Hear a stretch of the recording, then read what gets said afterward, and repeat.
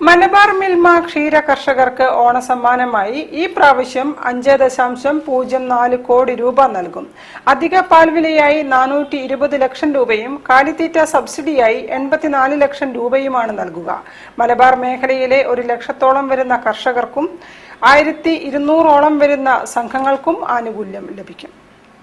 2026 June 1 മുതൽ 30 വരെ മേഖലാ യൂണിയന് ആനന്ദ് മാതൃക ക്ഷീരസംഘങ്ങൾ വഴി നൽകിയ നിശ്ചിത ഗുണനിലവാരമുള്ള പാലിന് ലിറ്ററിന് 2 രൂപ വീതമാണ് അധിക പാൽവിലയായി നൽകുക. ഈ കാലയളവിൽ സംഭരിച്ച 210 ലക്ഷം ലിറ്റർ പാലിന്റെ അധിക വിലയായി 4.20 കോടി രൂപ വരും ദിവസങ്ങളിൽ മലബാറിലെ 6 ജില്ലകളിലെ ക്ഷീര കർഷകരിലേക്ക് എത്തിച്ചേരും. മലബാർ മേഖലാ യൂണിയൻ ഭരണസമിതി യോഗമാണ് തീരുമാനം കൈക്കൊണ്ടത്.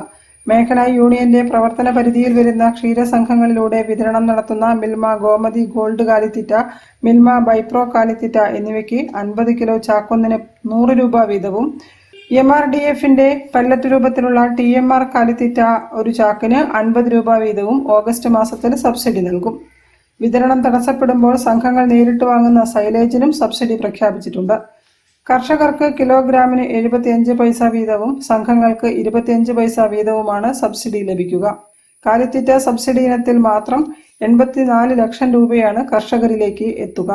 ഇതോടെ മേഖലാ യൂണിയൻ പാൽ വിലയ്ക്ക് പുറമെ ഈ സാമ്പത്തിക വർഷത്തിൽ മാത്രം അധിക പാൽവിലയും കാലിത്തീറ്റ സബ്സിഡിയുമായി 10 കോടി രൂപ കർഷകർക്ക് കൈമാറുകയാണ്.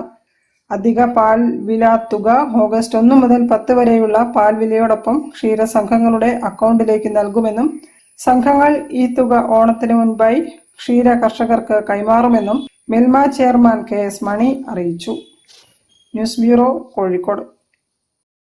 വാർത്തകൾ ചുരുക്കത്തിൽ നിങ്ങൾക്കായി അവതരിപ്പിക്കുന്നത് ക്യാൻസറിനെതിരെ പൊരുതാനായി കാലിക്കറ്റ് സിറ്റി സർവീസ് സഹകരണ ബാങ്കും MVR ക്യാൻസർ സെന്ററും സംയുക്തമായി അവതരിപ്പിക്കുന്ന ക്യാൻസർ ചികിത്സാ സഹായ പദ്ധതിയാണ് മാസ് കെയർ.